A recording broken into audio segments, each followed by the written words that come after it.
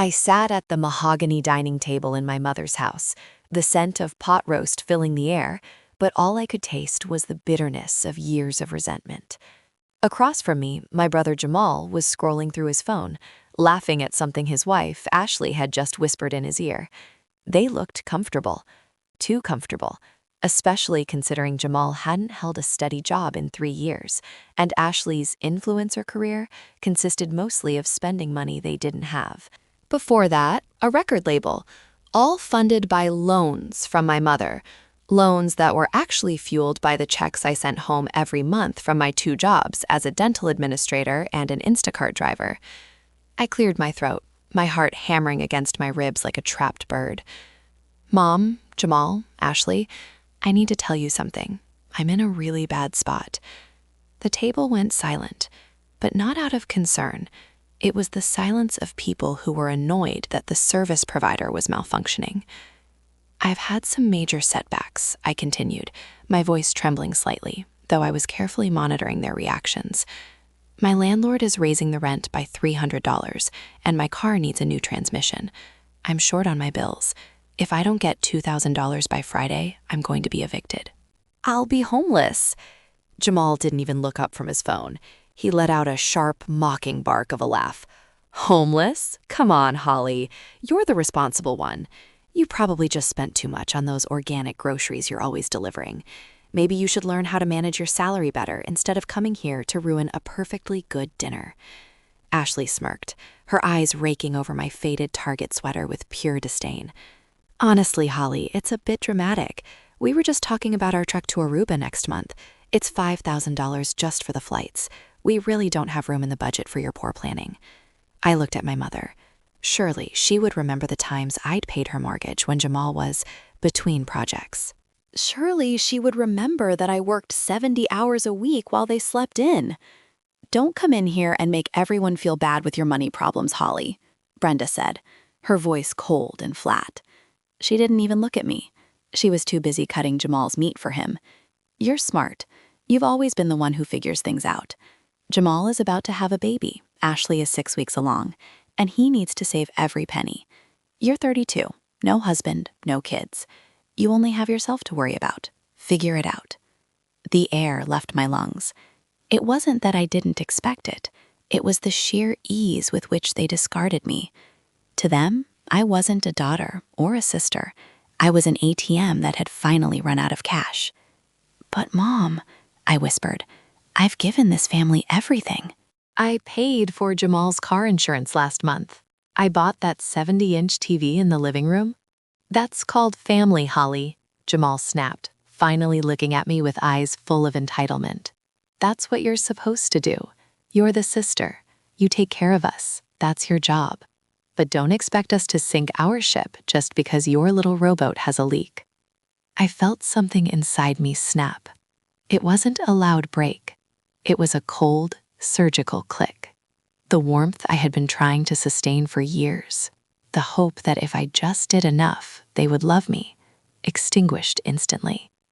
They didn't know that 3 weeks ago, while sitting in my 2011 Honda Civic with a check engine light on, I had checked the Georgia Lottery app. They didn't know that I had won $88 million. They didn't know that after taxes, $45,400,000 was sitting in a newly established private trust account. I had come here today as a test, a final, desperate test, to see if there was any humanity left in the people who shared my blood. They had failed. I see, I said, my voice suddenly calm, the trembling gone. I stood up, leaving my plate untouched. I'll figure it out then. Good, Brenda said, already turning back to Jamal. And before you go, don't forget we need to talk about your grandmother's house in Vine City. The realtor called. We need your signature to sell it so Jamal can have his inheritance early to start the nursery. It's what Big Mama would have wanted. I didn't answer. I just walked out the door, the sound of their laughter following me into the cold night air. 3 weeks ago, my life was a series of calculations. How many miles could I drive before I needed to stop for gas? Could I skip lunch to save $8? My back ached from hauling groceries up apartment stairs for Instacart, and my soul ached from the constant, grinding pressure of being the family's safety net. Then came the notification. I remember pulling over into a Kroger parking lot because my hands were shaking too hard to drive. I stared at the screen. $88 million. It didn't feel real. I expected the app to crash or for a message to pop up saying it was a prank, but the numbers stayed. While I was staring at that screen, my phone buzzed. It was a text from my mother. Jamal's car broke down again. He needs $200 for a tow and a rental. Send it now. Usually, I would have sighed, felt the familiar tightening in my chest, and transferred the money I'd earmarked for my own electricity bill. But that day, I stared at the text, then at the $88 million, and I didn't reply. I put my phone in the cup holder and went back to work. I delivered 3 more bags of groceries to a woman in a mansion who didn't even say thank you. I wanted to feel the weight of my old life one last time. I wanted to remember exactly how it felt to be invisible. The next morning, I didn't go to the lottery office. I went to a law firm in Buckhead, the kind of place where the lobby smells like expensive leather and old money. I met with Hakeem Washington, a man whose suit probably cost more than my car. I want to remain anonymous, I told him. I want to set up an LLC. I want this money protected from everyone. Hakeem looked at me over his glasses. He'd seen a lot of lottery winners, I'm sure. Most of them probably came in screaming with joy. I just sat there, my hands folded in my lap, feeling a strange, icy clarity. Wise choice, he said. The lottery curse is usually just a family and friends curse. We'll set up a blind trust. You'll take the lump sum. After federal and state taxes, you're looking at $45.4 million. For the next 2 weeks, I lived a double life. I kept my tiny 1-bedroom apartment. I kept driving the Honda. But under the seat of that Honda was a folder containing documents for the Sapphire Trust. Every time my mother called to complain about Jamal's bills, or every time Jamal sent me a Venmo request for dinner, I would feel a surge of power. I was no longer their victim. I was a scientist observing lab rats. I watched them. I watched how they talked to me when they thought I was struggling. When I told them I was worried about my rent, they didn't offer a couch to sleep on. They offered advice on how I should work more hours. "You're 32, Holly," Ashley had told me over coffee she made me pay for. "You should really look into a better salary, or maybe find a boyfriend who can take care of you. It's embarrassing to be this age and struggling." I had smiled and nodded, sipping my better coffee. "You have no idea, Ashley," I thought. "You have absolutely no idea." I had spent my whole life being the responsible one. When our father died and left a small life insurance policy, Brenda gave it all to Jamal for a music career that resulted in nothing but a closet full of unsold CDs and a lot of weed smoke. When I wanted to go to college, I had to work 3 jobs to pay for my own college fund because my savings had been borrowed by my mother to pay off Jamal's credit card debt. I had been a martyr for a family that didn't even like me. They only liked what I could do for them. Now, sitting in my car after the disastrous Sunday dinner, I realized the test was over. I had given them the chance to be a family, to show a shred of empathy for a woman they believed was facing the street. They chose the Aruba trip. They chose the nursery for a baby that wasn't even born yet over the sister who had kept them afloat for a decade. I pulled out my phone and dialed Hakeem. "It's Holly," I said, my voice cold. "The test is over. Let's move to phase 2. I want to look into the deed for the Vine City property, and I want a full background check on Ashley's finances. I have a feeling my family is hiding more than just a lack of empathy." "I'll get right on it," Hakeem replied. "And Holly, welcome to the other side of the fence." I looked at my reflection in the rearview mirror. The tired, stressed woman was still there, but her eyes had changed. There was a spark of something dangerous. I wasn't going to just walk away with my millions. I was going to make sure they understood exactly what they had thrown away. To understand why the Vine City house mattered so much, you have to understand Thick Mama. She was my grandmother, the only person in this family who ever truly saw me. She was a woman of iron and lace, who grew roses in a neighborhood that most people were afraid to drive through. When she died 2 years ago, her will was complicated, or so my mother said. Brenda claimed that Big Mama had left the house to her, with the understanding that it would eventually go to Jamal to keep the family name alive. I was given her old sewing machine and a box of costume jewelry. At the time, I was too buried in grief to fight. I loved Big Mama. She was the one who taught me that a woman's worth isn't measured by the man on her arm, but by the strength of her character. "You're the diamond, Holly," she used to tell me while we sat on her porch, drinking sweet tea. "Hard, clear, and strong, all the way through. Don't let them scratch you." But my mother and Jamal were like sandpaper. They spent 2 years trying to wear me down. After I hung up with Hakeem, I drove to Vine City. The neighborhood was gentrifying. Old houses like Big Mama's were suddenly worth $500,000. I stared at the peeling white paint and the overgrown garden where the roses used to be. My mother wanted to sell it. She needed the cash to fund Jamal's latest lifestyle and Ashley's thirst for designer bags. But they needed my signature because, despite Brenda's claims, the title was still tied up in probate. I sat there in the dark, remembering the summer I was 17. I had worked all year at a diner to save $50 for a prom dress. It was a modest navy blue thing I'd seen in a shop window. On the day I went to buy it, I found my hidden envelope empty. My mother had taken the money to buy Jamal a pair of $200 sneakers because he was depressed about not making the basketball team. "You're smart, Holly," Brenda had said back then, using the same dismissive tone she used tonight. "You can sew something, or wear an old dress. Jamal needs his confidence." I had cried in Big Mama's kitchen that night. She didn't say a word. She went to her closet, pulled out a vintage velvet gown she'd kept for 40 years, and spent 3 days tailoring it to fit me perfectly.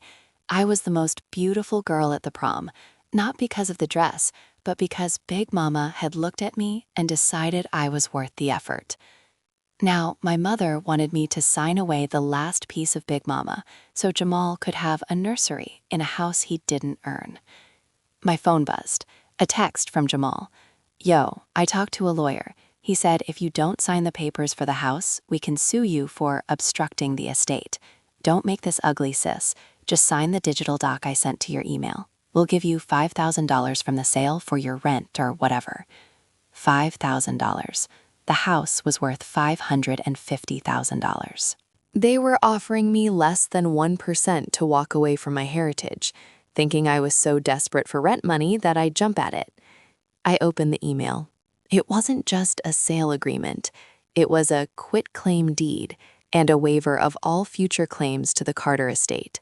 They weren't just asking me to sell a house.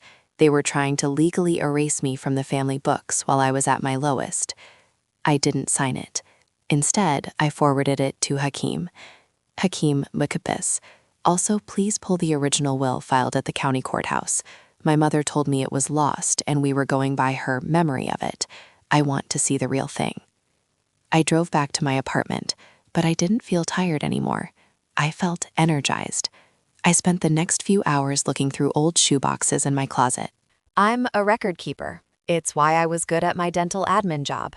I had every receipt, every bank statement, every loan I'd ever given them. I found a notebook from 5 years ago. It was a log of the $5,000 my mother borrowed from my college savings. Next to it, I had written, "She promised to pay it back by Christmas." She never did. I looked at the folder Hakeem had sent me earlier. My net worth was $45 million. I could buy 100 houses in Vine City. I could buy the building Jamal lived in and evict him tomorrow. But that wasn't the plan. The plan was to let them think they were winning. I wanted to see how far they would go. I wanted to see the exact moment their greed turned into a crime. As I laid down to sleep, I thought of Big Mama's roses. They were gone now, replaced by weeds. But the soil was still there, and I was about to do some very thorough weeding. The next day, I decided to broaden my test. If my mother and brother were lost causes, maybe there was still hope for the rest of the family. I called my cousin Tasha. Tasha and I had been close growing up. 2 years ago, when her husband kicked her out, she stayed on my couch for 6 months. I paid for her groceries, helped her rewrite her resume, and even watched her kids so she could go on interviews. I thought we had a bond. "Hey, Tasha," I said, trying to sound as weary as possible. "I'm in a real bind. I'm facing eviction, and I just need a couple of $100s to get through the week. Could you possibly help me out? I'll pay you back as soon as I can." There was a long pause on the other end of the line. I could hear Tasha shuffling papers. "Oh, Holly, wow, that's tough," Tasha said, her voice sounding forced and thin. "I mean, I'd love to help, but things are so tight right now. We just put a down payment on a new SUV, and the kids' private school tuition is due. Have you tried one of those payday loan places? I heard they're pretty quick." "A payday loan? Tasha, the interest is like 400%. "Yeah, but when you're desperate, you do what you gotta do, right?" she said, her tone shifting to one of subtle judgment. "Maybe you shouldn't have been so generous with your money in the past. You always tried to play the hero, Holly. Now you're seeing where that gets you." The hero. That's what they called me when they wanted something. Now that the hero needed a hand, I was a cautionary tale. "I see," I said. "Thanks anyway, Tasha." "No problem. Oh, and hey, Jamal told me about the house. Just sign the papers, girl. That $5,000 he's offering would solve all your problems. Don't be stubborn." I hung up. My heart felt like a cold stone.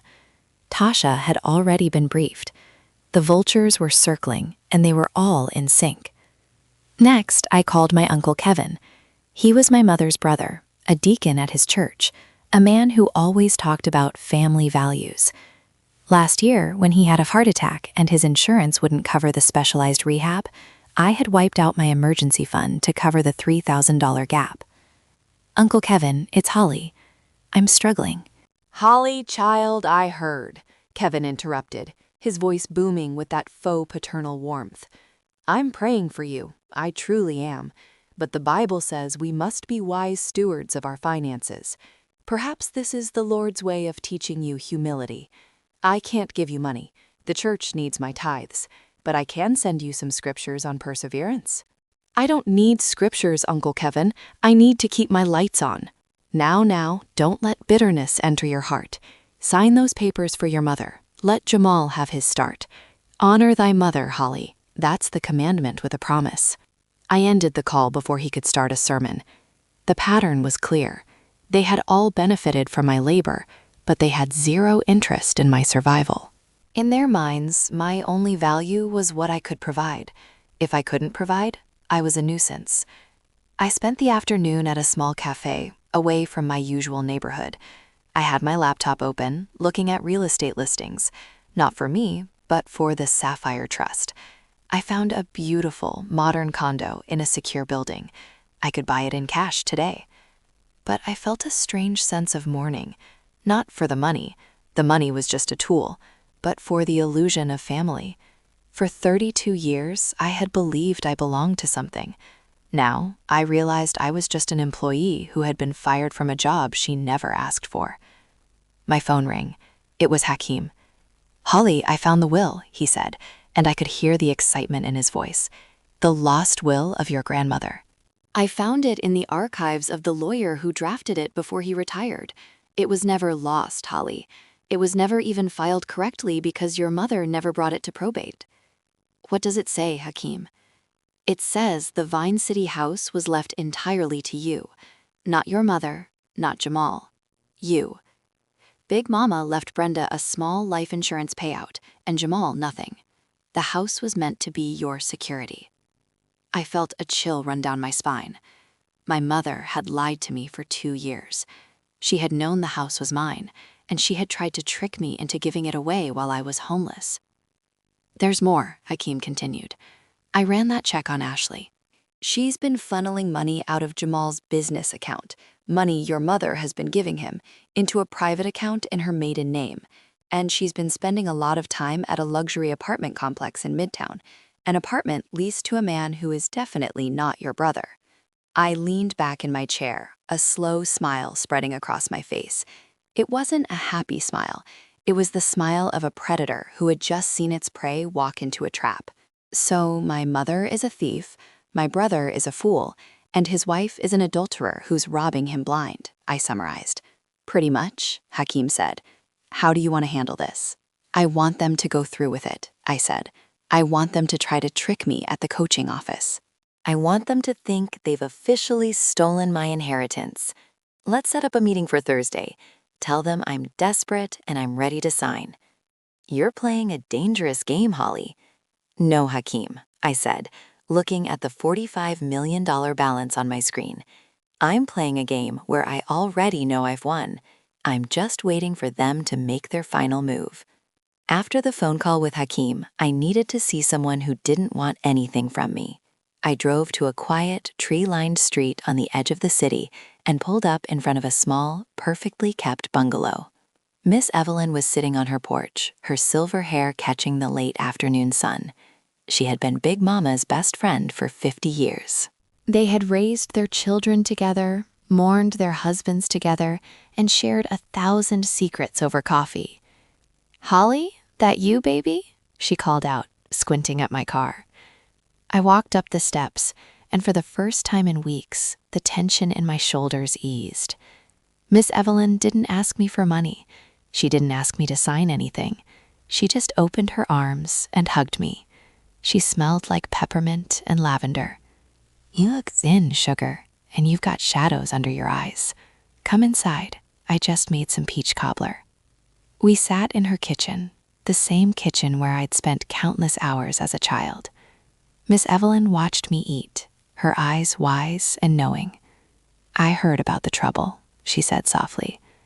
"Brenda's been talking. She says you're having a hard time with the rent." I looked down at my plate. "She told everyone, Miss Evelyn. She told the whole family I'm a failure." Miss Evelyn huffed, a sharp sound of disapproval. "Brenda always did have a loud mouth and a short memory. She forgets who held her hand when she was crying over that boy Jamal's messes." I took a deep breath. "I'm scared, Miss Evelyn. I don't know what I'm going to do." I was still playing the part, but with her, it felt different. I wanted to see if the last link to Big Mama was as broken as the rest. Miss Evelyn stood up, walked over to a ceramic cookie jar on the counter, and pulled out a small, weathered envelope. She walked back and pressed it into my hand. "It's not much," she said. "It's $650. It was my rent money for next month, but I've got a little extra in savings I can dip into. You take this, Holly. You pay your landlord." I stared at the envelope. My throat tightened, and for the first time since this whole ordeal began, I felt real tears pricking my eyes. This woman, who lived on a fixed Social Security check, was offering me her rent money. "Miss Evelyn, I can't take this. This is your home." "Money is just paper, baby," she said, squeezing my hand. $1 is just $1, but your dignity, that's something else. You're a good girl, Holly. You're a diamond. Big Mama always said so, and I'm not going to let a diamond get tossed into the gutter." I looked at her, and I felt a surge of love so strong it almost hurt. "Why are you doing this? Everyone else, they just turned their backs." "Family isn't just about blood, honey," Miss Evelyn said firmly. "Family is the hand that pulls you up when you're down, not the hand that pushes you further into the dirt. Those people, they've got kin in their veins, but they don't have family in their hearts." I realized then that Miss Evelyn was the only real family I had left. "Keep your money, Miss Evelyn," I said, gently pushing the envelope back. I think I found a way, but I want to stay with you for a few days, if that's okay, just until I get things sorted. You can stay as long as you like, sugar. Your old room is still made up." That night, lying in the guest bed at Miss Evelyn's, I remembered the prom dress.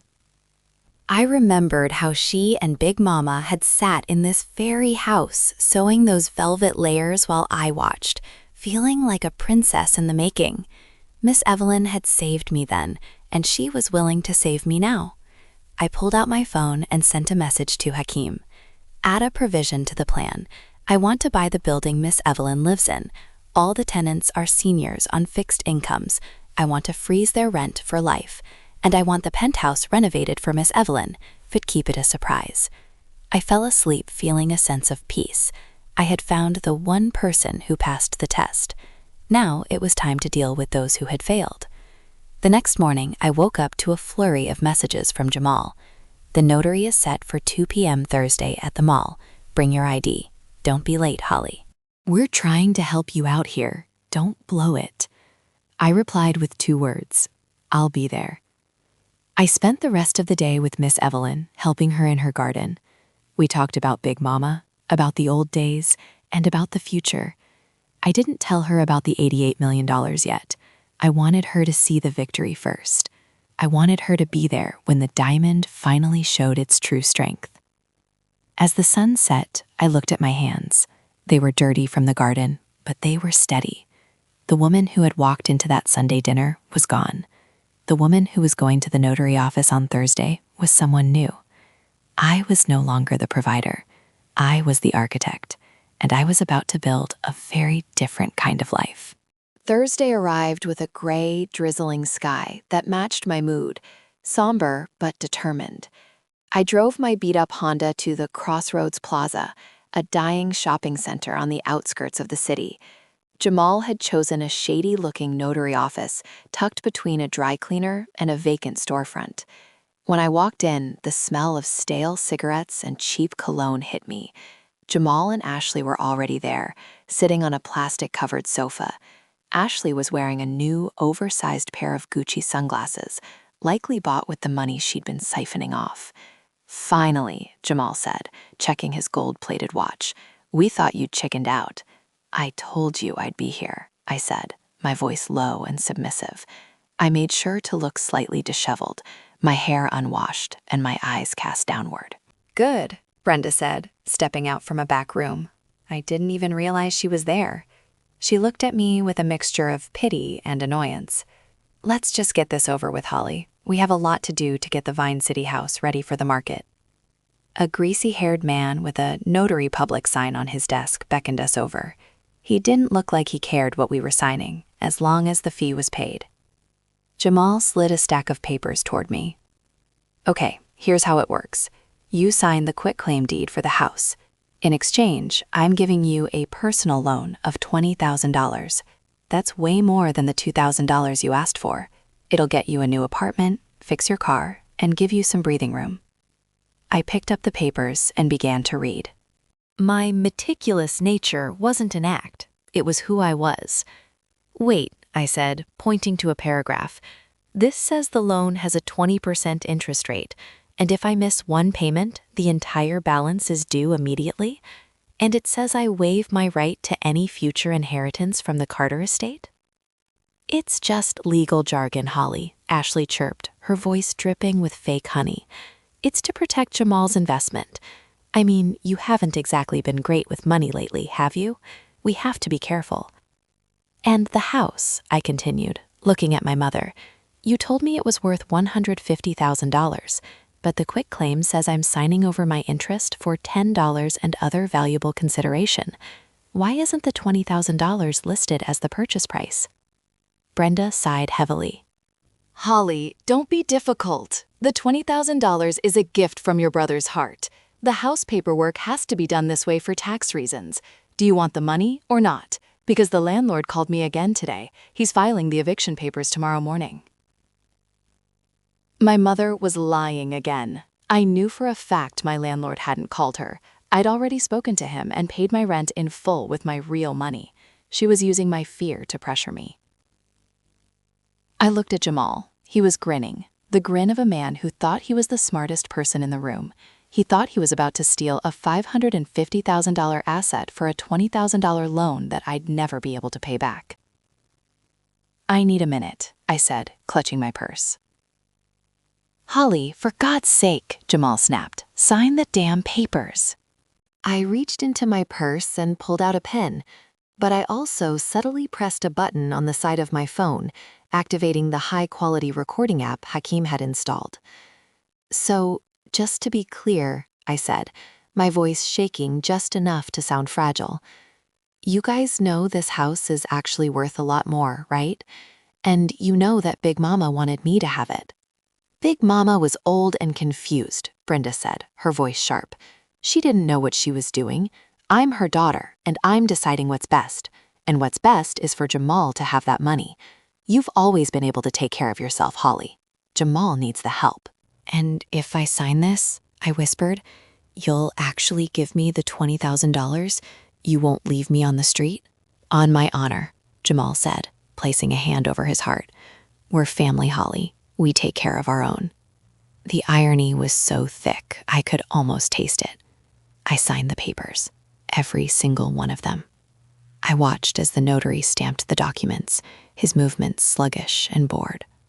Jamal snatched the papers up as if they were made of gold. He didn't even wait for the ink to dry. He pulled a check out of his pocket and flicked it toward me. It was for $20,000. "There you go," he said, his tone suddenly shifting from concerned brother to dismissive boss. "Now, if you'll excuse us, we have a celebratory lunch at the Palm. You probably should go find a moving truck." They walked out of the office without a second glance. My mother didn't even say goodbye. Ashley was already on her phone, likely texting her boyfriend about the big win.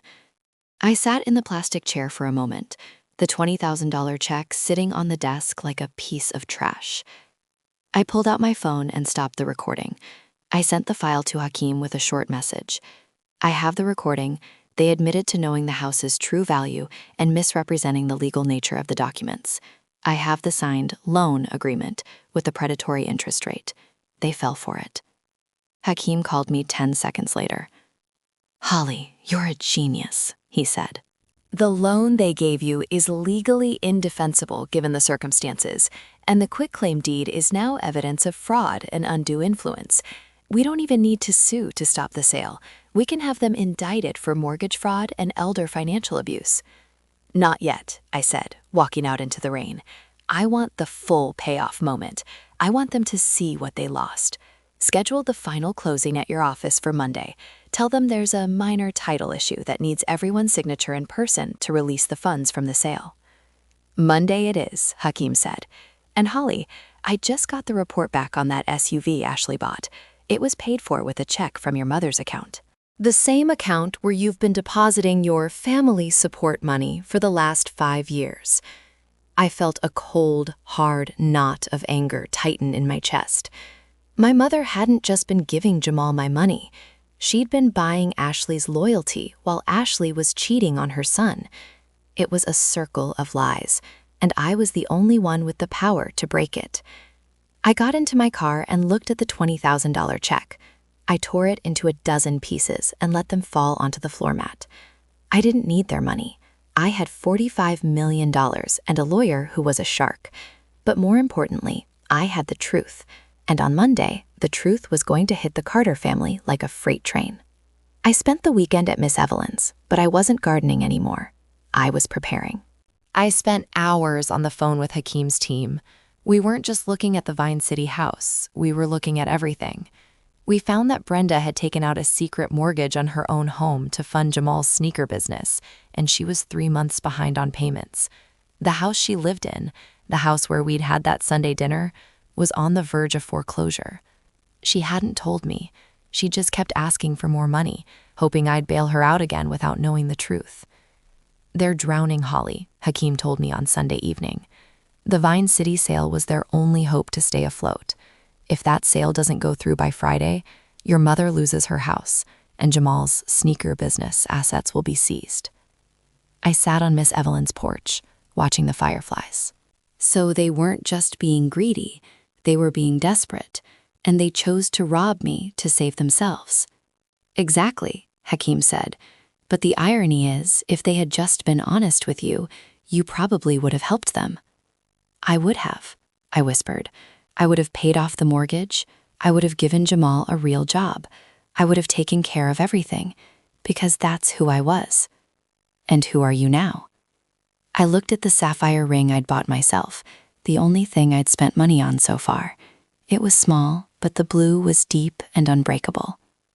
"I'm the person who rewards loyalty," I said, and I'm the person who ensures that actions have consequences. That night, I told Miss Evelyn everything. I showed her the bank balance. I told her about the lottery, the LLC, and the plan for Monday. She sat in silence for a long time, her eyes fixed on the photos of Big Mama on her mantle. "You know," she finally said, "Big Mama always knew you were the one who'd carry the torch. She didn't leave you that house just because she loved you. She left it to you because she knew you were the only one who wouldn't squander it." "I'm worried I'm being too cruel, Miss Evelyn." She turned to me, her gaze fierce. "Cruel? Holly, they tried to leave you on the street.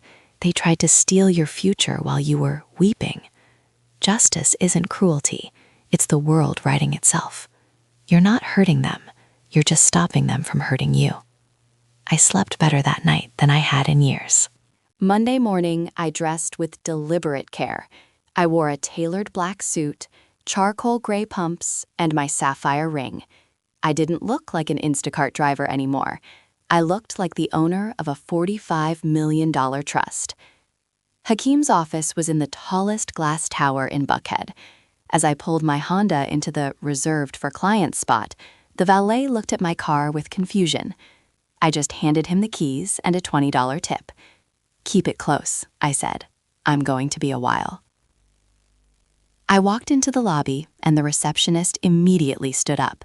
"Miss Holly, Mr. Washington is expecting you. He's in the executive boardroom." I walked down the long, carpeted hallway. Through the glass walls of the boardroom, I could see them: my mother, Jamal, and Ashley. They were sitting on one side of a massive glass table, looking around the room with wide, greedy eyes. They were probably already imagining the furniture they'd buy with the house money. I paused at the door. My heart was steady. My mind was clear. I remembered the Sunday dinner. I remembered the laugh Jamal gave when I said I was being evicted. I remembered my mother's cold "figure it out." I pushed the door open. They all turned at once. Jamal started to say something, probably a joke about how I actually managed to find the building, but the words died in his throat when he saw me. I didn't look like the Holly they knew. I didn't look like their ATM. I walked to the head of the table and sat down. Hakeem stood up and took his place beside me. "Good morning," I said, my voice echoing in the silent room. "I believe we have some business to discuss." The silence in the room was so thick you could have cut it with a knife. Jamal was the first to find his voice, though it sounded an octave higher than usual. "Holly, what is this? Why are you dressed like that? And why are we in this fancy office? We were supposed to meet at the realtor's." "The realtor's office was for people who actually own the property they're trying to sell," Hakeem said, his voice smooth and dangerous. He slid a folder across the table. "My client, Miss Holly, has requested that I handle all further communications regarding the Vine City estate." "Your client?" Brenda gasped, her face turning a sickly shade of gray. "Holly, what is this nonsense? I'm your mother. You don't need a lawyer to talk to me."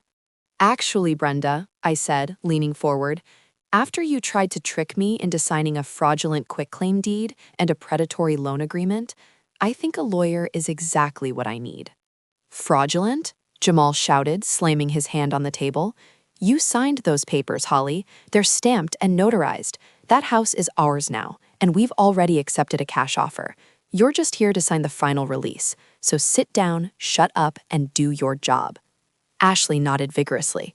"Yeah, Holly, don't be a bitch. We're giving you $20,000. That's a lot of money for someone who delivers groceries."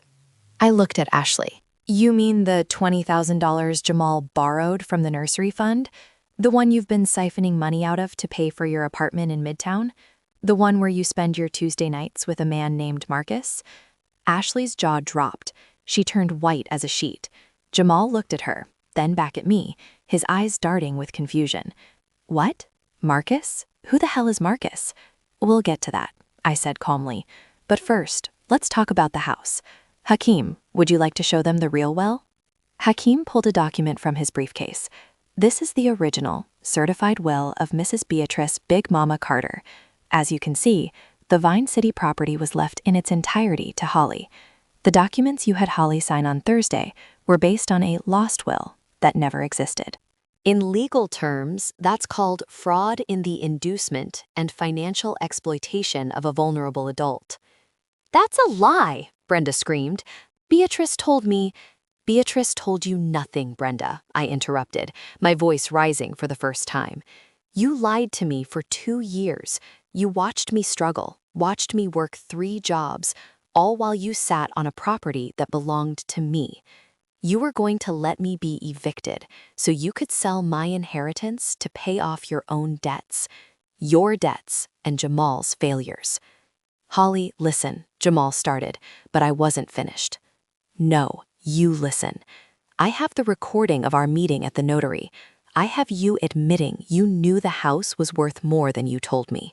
I have you threatening me with a lawsuit to force my signature. And Hakeem has already filed a lis pendens on the property. That sale you're so excited about? It's dead. No title company will touch it. Jamal looked like he was about to have a stroke. You ruined it. We needed that money. Mom's house is in foreclosure. The sneaker line is in default. You've destroyed the family, Holly. No, Jamal, I said, standing up. You destroyed the family. You destroyed it every time you took $1 from me without saying thank you. You destroyed it when you laughed at me when I said I was homeless. You destroyed it the moment you decided that my life was less valuable than your greed. Please, Holly, Brenda sobbed, reaching across the table. We're your family. We made a mistake. We were desperate. Just sign the papers and we'll make it right. We'll give you half the money. Half? I laughed. The sound felt wonderful. I don't need your money, Mom. I think it's time I showed you what I've been figuring out for the last few weeks. I signaled to Hakeem. He opened a second folder and handed a single sheet of paper to each of them. It was a copy of my lottery win certificate and a summary of the Sapphire Trust's assets. $45,400,000. The room went so quiet, I could hear the hum of the air conditioning. Jamal stared at the number, his eyes bulging. Ashley's Gucci sunglasses slid off her head and clattered onto the table. Brenda just stared at me, her mouth hanging open. 88 million? Jamal whispered. You trunk so? You had all that money on Sunday when we were eating pot roast? I did, I said. I came to that dinner to see if I still had a family. I told you I was in trouble to see if anyone would help me. I wanted to give you a chance to be good people. I wanted to share this with you. Holly, baby, Brenda said, her voice suddenly sweet and trembling. Oh, my sweet girl. We were just joking. We would never let you be homeless. We were just trying to teach you some independence. You know how much I love you. Save it, Mom, I said, feeling a wave of disgust. The test is over. You failed. All of you. Except for Miss Evelyn. She's the only one who offered me a hand when she thought I had nothing. And she's the only one who will ever see a penny of this money. You can't do this, Jamal roared, his face turning purple. We're your blood. We'll sue you. We'll tell the world you're an ungrateful brat. Go ahead, I said, picking up my purse. But before you do, you should know 2 things. First, I've already bought the mortgage on Mom's house from the bank. I'm now your landlord, Mom. And since you haven't paid in 3 months, I'll be expecting you to vacate the premises by the end of the week. Brenda's eyes went wide. You're evicting own mother? I'm figuring it out, Mom. Isn't that what you told me to do? I turned to Jamal. And as for you, Jamal, I've turned over the evidence of your loan scam and the mortgage fraud to the district attorney. They seemed very interested in how you tried to lure a homeless woman out of a $500,000 property. I looked at Ashley. And Jamal, you might want to ask Ashley about Marcus and about the $40,000 she's moved out of your account, though I suppose it won't matter much when the police arrive. I walked toward the door, my heels clicking sharply on the hardwood. Wait, Holly, stop! They screamed in unison, a chorus of greed and panic. I stopped at the door and looked back one last time. They looked small. They looked pathetic. They were no longer the giants who had loomed over my life for 30 years. They were just people, greedy, broken people. I'm not the family ATM anymore, I said. The bank is closed. Permanently. I walked out of the room, closing the door on their screams. The hallway outside the boardroom was quiet, a stark contrast to the screaming and chaos I had just left behind. Every step I took felt lighter, as if the heavy chains of obligation I'd worn since childhood were falling away with the click of my heels. I didn't look back, not once. I had spent 32 years looking back, trying to see if they were following me, trying to see if they cared. Now, I only looked forward. Hakeem walked beside me, his expression unreadable, but his eyes gleaming with professional satisfaction. We reached the elevator, and as the door slid shut, the muffled sounds of Jamal's rage and my mother's sobbing finally vanished. I drove straight to Miss Evelyn's. I didn't go to my apartment. That place was part of the old Holly, the one who lived in fear of a $300 rent hike. When I pulled up to her small bungalow, I saw her sitting in the same spot on the porch, knitting a sweater that was probably for someone else. She was the only person I knew who gave without keeping a ledger. I didn't say a word. I just walked up the steps and sat at her feet. She put her knitting down and stroked my hair. "It's done, isn't it?" she asked softly. "It's done," I replied. "They know everything, and they hate me for it." "They don't hate you, baby. They hate that they can't use you anymore. There's a big difference." I stayed with her for an hour, just breathing in the scent of her garden. But I had one more surprise for the only person who had stood by me. I asked her to get into my car. She complained about her knees, but she followed me, curious. We drove to the Midtown District, pulling up in front of a brand new luxury senior living complex. It was the same building I'd instructed Hakeem to look into. It was beautiful. Floor-to-ceiling windows, rooftop gardens, and a staff that looked more like concierge service than nurses. "What are we doing here, Holly? I can't afford a cup of water in a place like this." "You don't have to afford anything, Miss Evelyn." I led her to the penthouse level. When the elevator doors opened, we were greeted by Hakeem and a woman holding a set of keys. The apartment was flooded with light, overlooking the entire city.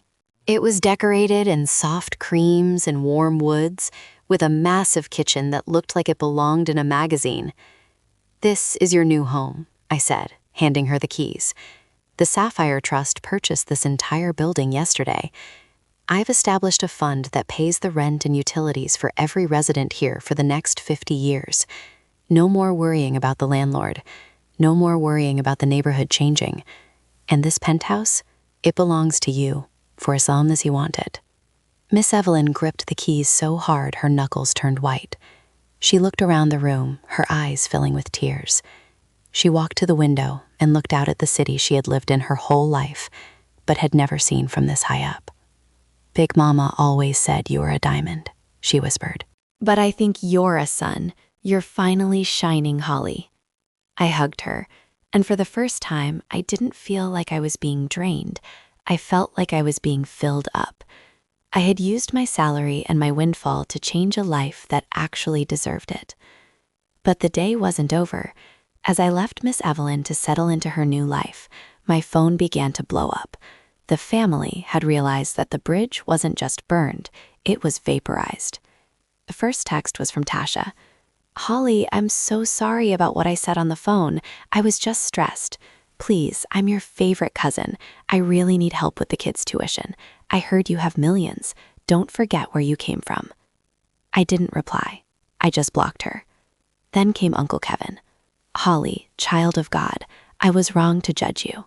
The church is having a fundraiser, and we would be honored to have a benefactor like you. Remember that it is easier for a camel to go through the eye of a needle than for a rich man to enter heaven. Let me help you stay on the righteous path." Blocked. Then came the messages from my mother. They started with please, then turned to guilt, and finally, they turned to poison. "You're a monster, Holly. You're going to be lonely. All that money, and you have no family. You'll die alone in a big house, and nobody will cry at your funeral. I gave birth to you. I sacrificed everything for you. And this is how you repay me? By throwing me out of my home?" I read the message twice. Sacrificed everything. I thought about the $5,000 she stole. I thought about the prom dress. I thought about the thousands of dollars I had sent her while I ate ramen in the dark. I didn't feel guilty. I felt free. I deleted the message and turned off my phone. The next morning, I met with Hakeem one last time to finalize the legal proceedings. The Vine City house was officially in my name. The loan document Jamal had forced me to sign was being used as the primary piece of evidence in a criminal referral for financial fraud. "They're going to try to fight the eviction, Holly," Hakeem warned me. "Let them," I said. "I've already hired the best firm in the state to handle the probate and the eviction. I don't want to speak to them again. If they have something to say, they can say it to a judge." I walked out of his office and looked at the sun hitting the glass towers of Atlanta. For the first time in my life, I wasn't wondering what I had to do for someone else. I was wondering what I wanted to do for me. 3 days after the meeting in Buckhead, the reality of the situation finally hit Jamal.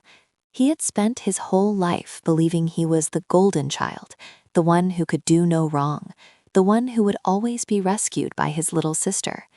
Without my money to cushion his falls, he was finally hitting the pavement, and it was hard.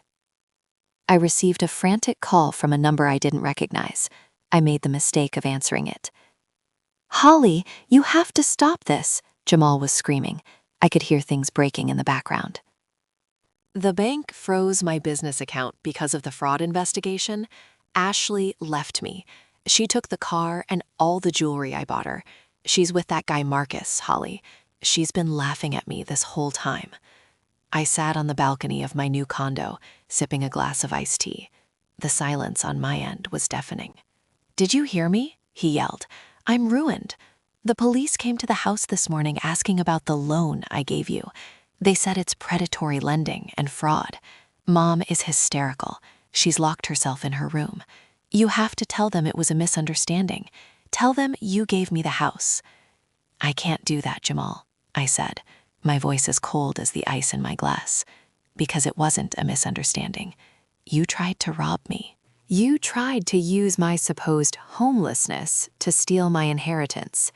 That's a crime, and in the real world, crimes have consequences." "We're family," he sobbed. It was the first time I'd ever heard him cry. It wasn't the cry of a man who was sorry. It was the cry of a man who had lost his power. "No," I said. "We were roommates related by blood. Family is what Miss Evelyn is. Family is what Big Mama was. You were just a parasite, and the host has finally checked out." I hung up and blocked the new number. An hour later, Hakeem sent me a video clip. It was from a doorbell camera at my mother's house.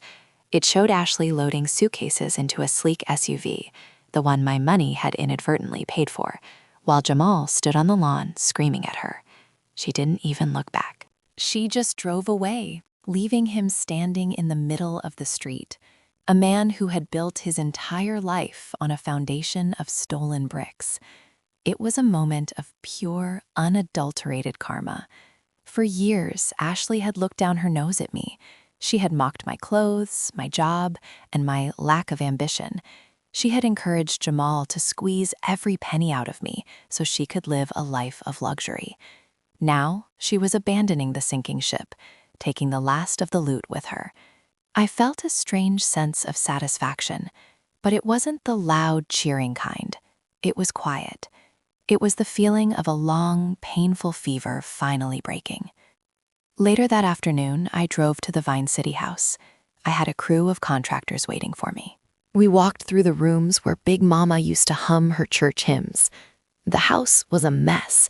Jamal had used it as a storage unit for his failed sneaker line, and the walls were stained with neglect. "I want this house restored exactly how it was in 1995, I told the lead contractor. "The rose garden, the white paint, the wraparound porch, everything. But I want the inside to be a state-of-the-art learning center, high-speed internet, a library, and a commercial kitchen." "What's the project called?" he asked, jotting down notes. "The Beatrice Center," I said. "It's going to be a place for young women in this neighborhood who are working 2 jobs and trying to go to school. A place where they can get a meal, use a computer, and find a mentor. I want them to know they don't have to be martyrs for people who don't love them." I walked into the kitchen and touched the countertop. I could almost see Big Mama standing there, flour on her apron. I realized that by protecting her house, I was protecting the only part of my childhood that was worth saving. My mother tried one last tactic. She sent a priest to see me, Father Miller from the church where Uncle Kevin was a deacon. He came to the Vine City house while I was there. "Holly," he said, his voice full of practiced empathy, "your mother is in a state of collapse. She's facing homelessness. Is this truly what Beatrice would have wanted, to see her daughter on the street?" I looked Father Miller in the eye. "Father, where were you when my mother took my college savings? Where were you when she watched me go hungry so Jamal could have new shoes? Where was the church's empathy when I was the one facing the street 3 weeks ago?" He stammered, looking for a scripture to hide behind. "My mother isn't facing homelessness," I said. "She has a son she spent 30 years investing in. Let Jamal take care of her. Let him use all those talents she bragged about. Or perhaps Uncle Kevin can open his home, since he's such a believer in family values." "But she's your mother," he insisted. "And I was her daughter," I replied. "But she treated me like an insurance policy. The policy has been canceled for non-payment of love. You can leave now." When he left, I felt a weight lift off my chest that I didn't even know was still there. I was no longer susceptible to the guilt tripping that had kept me a prisoner for so long. I was a person who made decisions based on facts, and the fact was that my mother had made her choice a long time ago. She chose Jamal, and now she could live with that choice. I want to thank you for being here with me as I share this. It's not easy to admit your family is a nest of vipers, but if you're listening to this and you feel like you're the one always giving, always sacrificing, and never being seen, I want you to know that it's okay to stop. It's okay to be the diamond. You don't owe your life to people who only want to use it as a stepping stone. Monday morning arrived, the day the eviction notice for my mother's house became enforceable. I didn't go there myself. I didn't need to see the drama. Instead, I sat in Hakim's office and watched the legal updates roll in. Jamal had been arrested. It wasn't just the fraud with my house. When the police began looking into his business accounts, they found a trail of unpaid taxes, forged signatures, and a small-scale money laundering scheme he'd been running for a local bookie. His entrepreneurial spirit had finally landed him in a cell.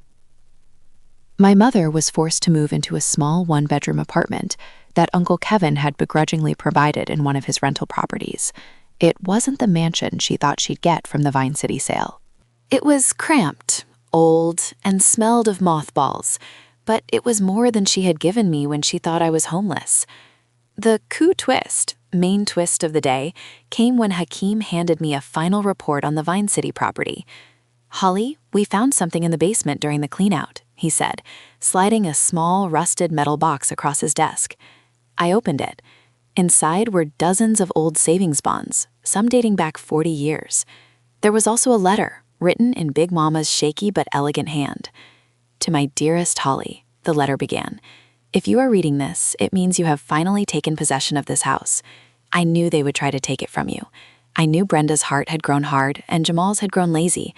I hid these bonds here for you. They were my secret. Use them to finish what I started. You are the only one who knows that a home isn't built of wood, but of truth. I love you more than the stars." The bones were worth nearly $200,000 with interest. It was a drop in the bucket compared to the $45 million, but it was the most valuable thing I owned. It was a message from the grave, a final confirmation that I wasn't the crazy one, the selfish one, or the unnatural daughter. I was the chosen one. I took the box and the letter and went to the Beatrice Center. The renovations were moving fast. The rose garden was being replanted. I stood in the middle of the construction and felt a sense of belonging that I had never felt in my mother's house. As I was leaving, I saw a familiar car pull up. It was Jamal's old beat-up sedan, now driven by a man I didn't know. A woman stepped out of the passenger side. It was Ashley. She looked different. The Gucci glasses were gone, and her hair was a mess. "Holly," she called out, running toward me. "Holly, please, I made a mistake. Marcus took everything. He dumped me at a motel and took the SUV. I have nowhere to go. Jamal is in jail and your mother won't even answer the door." I looked at her, the woman who had smirked at my poor planning only weeks ago. "I'm sorry to hear that, Ashley," I said, my voice devoid of emotion.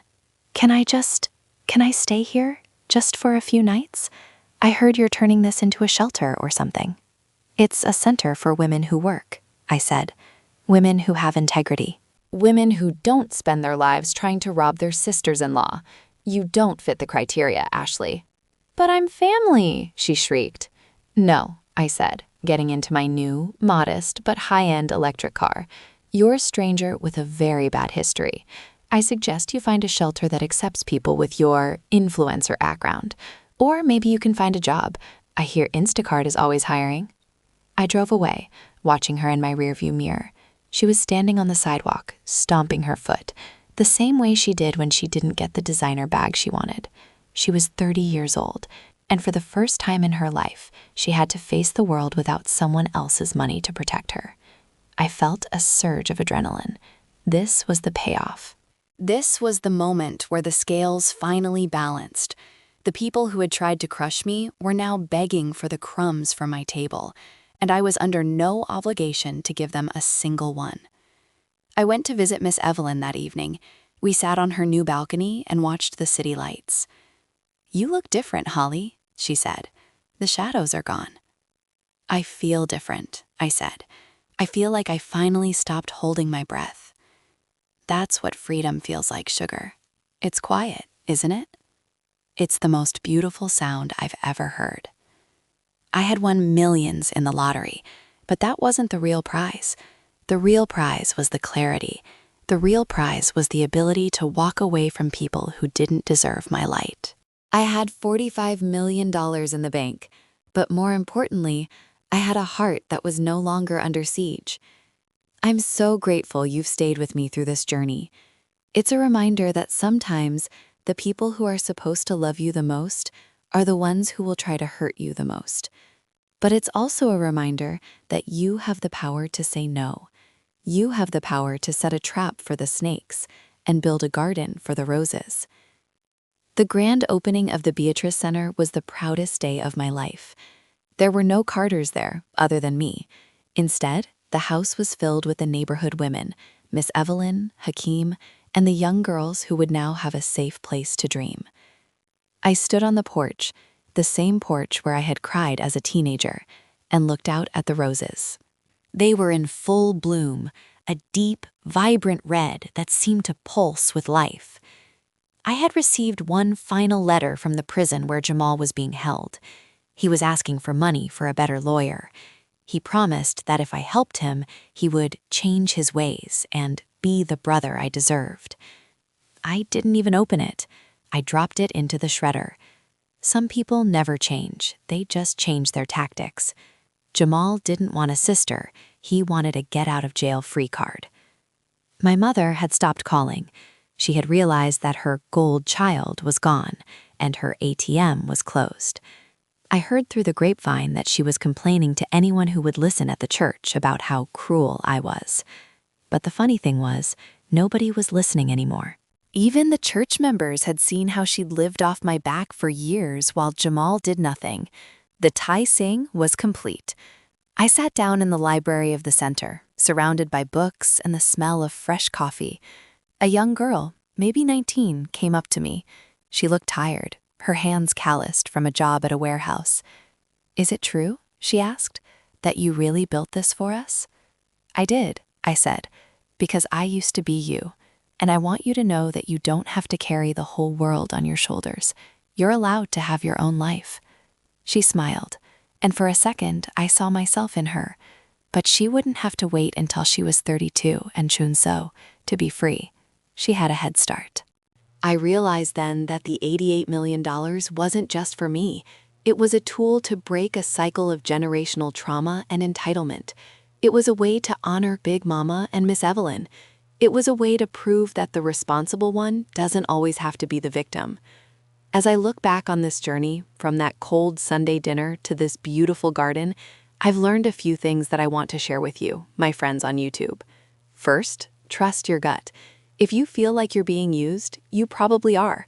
Blood doesn't give anyone a license to bleed you dry. Second, keep your receipts, not just the paper ones, but the emotional ones. Remember who was there when you had nothing, and remember who only showed up when you had something. And finally, don't be afraid to be the villain in someone else's story, if it means being the hero in your own. My mother and Jamal think I'm a monster. They tell everyone I'm cold and heartless, and I'm perfectly fine with that. Because I'm a monster who sleeps peacefully at night. I'm a monster who is surrounded by people who truly love and respect me. My life now is quiet, purposeful, and filled with genuine joy. I travel when I want, I work on projects that matter, and I spend my evenings with Miss Evelyn, listening to her stories.